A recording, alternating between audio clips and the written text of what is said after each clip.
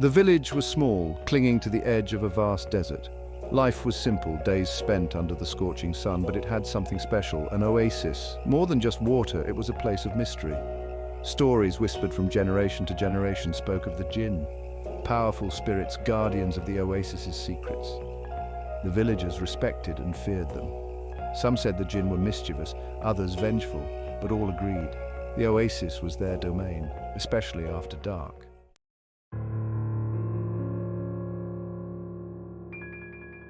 The wind carried more than just sand. It carried stories, tales of encounters, whispers of laughter in the night, footsteps echoing around the oasis when no one was there.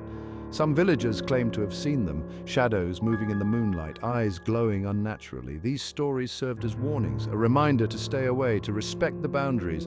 The oasis was a source of life, but it could also be a source of danger.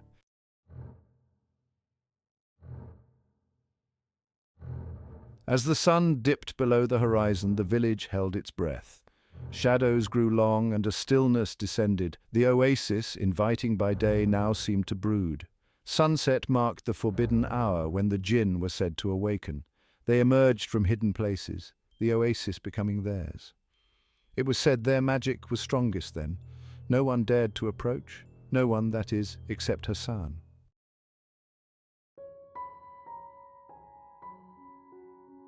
Hassan had grown up on the stories, knowing them by heart. But I was different. I questioned them. I wanted to see the truth with my own eyes. He had heard the whispers. The Jinn will steal your soul. But these whispers only fueled his curiosity. He refused to be bound by fear, not without proof.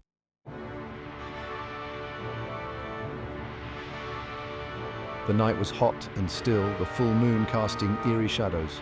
But not me. Hassan felt a thrill. Tonight was the night he would confront the stories. I'm ready. He wasn't foolish. He knew there might be danger. But he was prepared with a flashlight, a sturdy walking stick, and a heart full of courage. He wouldn't be gone long, just long enough to see and know. Time to go. Hassan stepped out of his hut and into the night. He set off towards the oasis with a determined stride.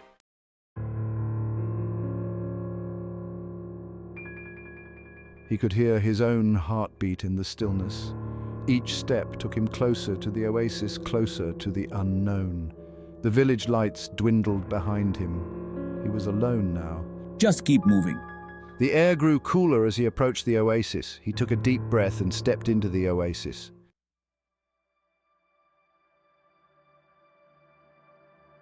Hassan's flashlight cut through the darkness. The oasis was alive, but beneath it all there was an unsettling silence. This place, it's so quiet. He walked deeper, pushing aside thick vines. His heart pounded, but he couldn't tell if it was from fear or excitement. Just keep going. The air grew heavy, the sweet scent intensifying. He stopped, realizing he had been holding his breath. Breathe, Hassan. Just breathe. He took a deep breath, his chest heaving with a mixture of apprehension and exhilaration.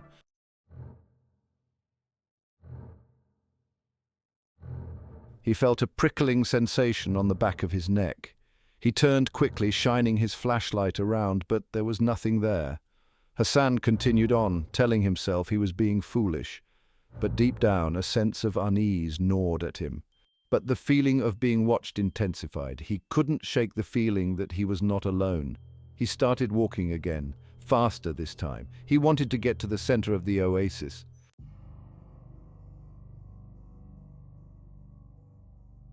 He stopped again, listening intently. There it was again, a faint sound like laughter. He took a step closer to the sound, pushing through a final barrier of leaves and branches. A fire burned in the middle of the clearing. Figures danced around the fire, their forms indistinct. He could hear the laughter now, soft and musical. Hassan's blood turned to ice. The stories were true. He was looking at the Jinn. He had crossed a line, and now he feared there was no turning back.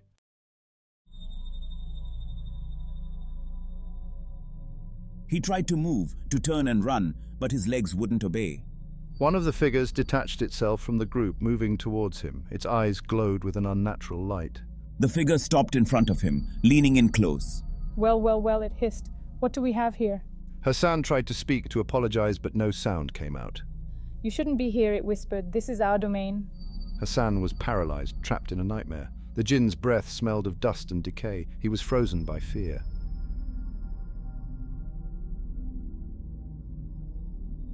The Jinn studied Hassan with curiosity and amusement. Hassan felt a shiver run down his spine. The creature was taller than any man, its limbs elongated and graceful. You dare trespass on our land? You dare intrude upon our revelry? Hassan tried to speak, but his tongue felt thick and useless. Do you not know the stories, little human? Do you not fear the consequences? Hassan was frozen, paralyzed by a fear so profound it felt like a physical weight.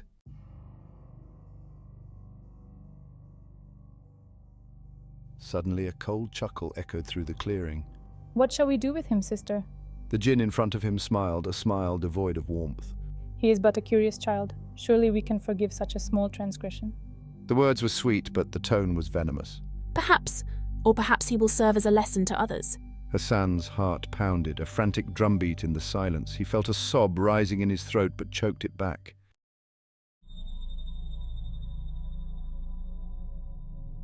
The weight of their gazes was unbearable. He wanted to scream, to beg for mercy, but he knew it would be useless. His mind raced, searching for a way out, but every path led to a dead end. Help! Someone!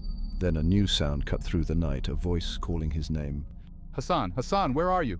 The voice was closer now, filled with urgency.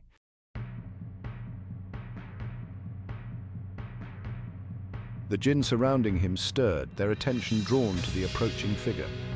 It seems our little gathering has attracted unwanted attention. The figure stepped into the clearing, the village sheikh gripping a staff topped with the silver crescent moon. Leave this place, creatures of darkness. Your kind is not welcome here. The Jinn recoiled slightly at the sheikh's words. You dare interfere, old man? The sheikh stood unmoved, his grip on his staff tightening. This one is under my protection. Release him.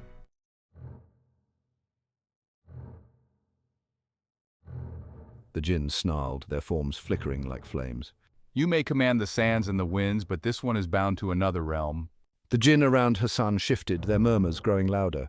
The sheikh raised his free hand, and fear flickered in the eyes of the Jinn. You have no power over him. With a flick of his wrist, he tossed something small and white towards the feet of the Jinn holding Hassan. It landed with a soft thud. The Jinn recoiled, their forms flickering.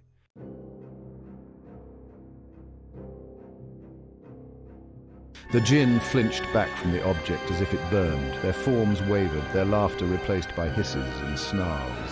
The sheikh began to speak again, his voice low and rhythmic, reciting verses in a language Hassan didn't understand but felt in his very bones.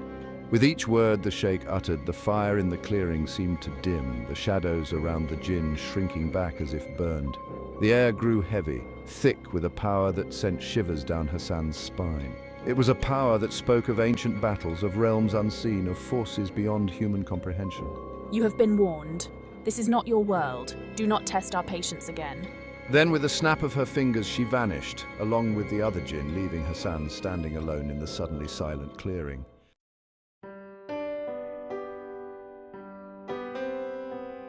A hand fell on his shoulder, warm and reassuring. He turned to see the sheikh, his face etched with concern, his eyes filled with a kindness that warmed Hassan from the inside out.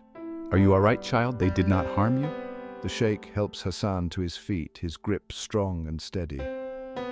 Hassan stumbles slightly, his legs still shaky from the encounter. Hassan shook his head, unable to speak past the lump in his throat.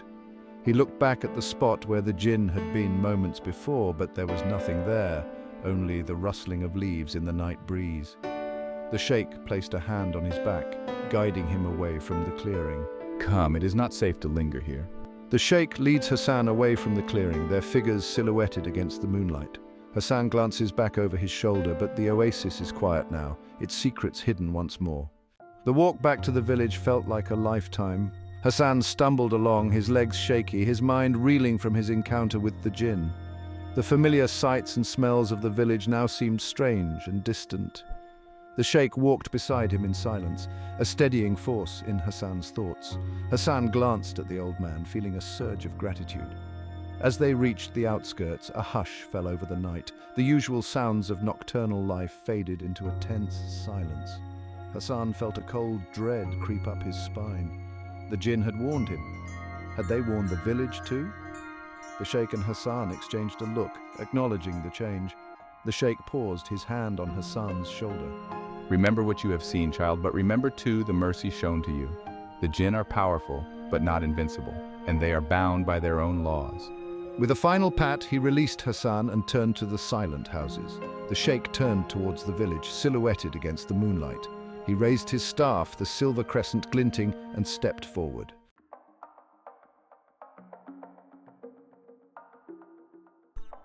News of Hassan's return spread through the village like wildfire. Doors opened, casting flickering rectangles of light into the darkness. Faces appeared in the doorways, their expressions a mixture of relief, curiosity, and a healthy dose of fear. Is it true? Hassan has returned? Whispers followed Hassan and the Sheikh as they walked, whispers that seemed to cling to Hassan like cobwebs, wrapping him in the fear and fascination of the village. Mother, father! He saw his parents huddled in the doorway of their home, their faces etched with worry. His mother rushed to him, her arms wrapping around him in a tight embrace. He could feel her trembling against him, her relief as palpable as his own.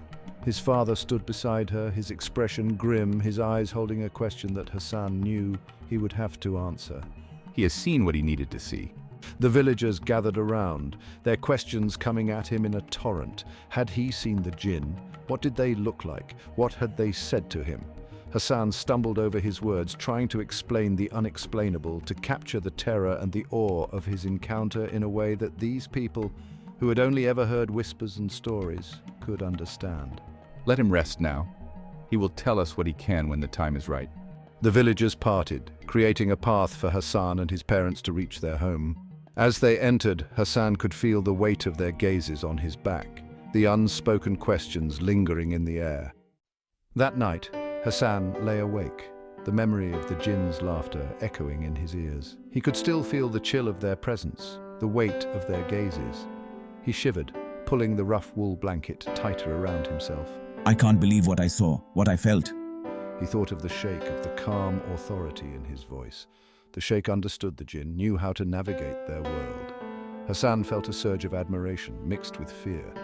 He never wanted to need the Sheikh's protection again. As dawn crept in, Hassan knew he had been changed. He had looked into the face of the unknown and come back, shaken but alive. He had learned a valuable lesson. The Jinn were real, and the Oasis held secrets best left undisturbed.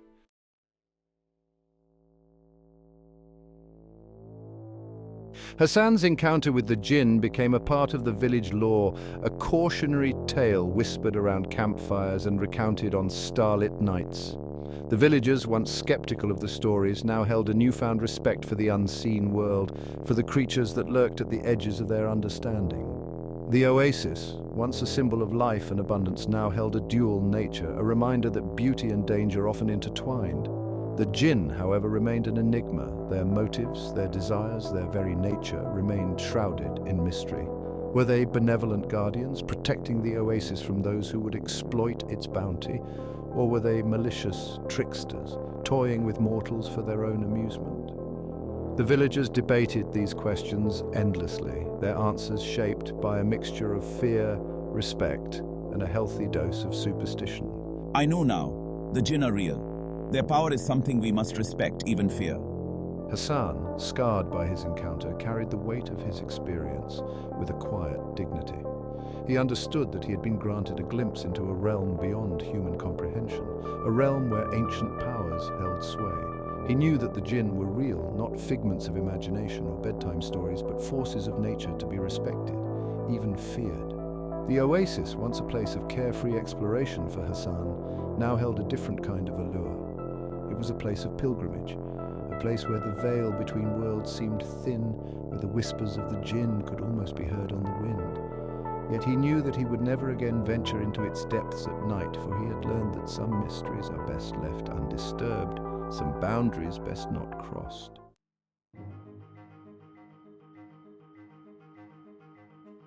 The story of Hassan and the Jinn became a cautionary tale, a reminder to the villagers that the world was a place of wonder and terror, where the seen and the unseen existed in a delicate balance. The children of the village grew up hearing the tale, their imaginations fired by the images of dancing flames, shimmering robes, and glowing eyes. They learned to respect the power of the Jinn, to tread carefully in the presence of the unknown. Remember, children, the Jinn are not just stories, they are real, and their power is something we must never forget.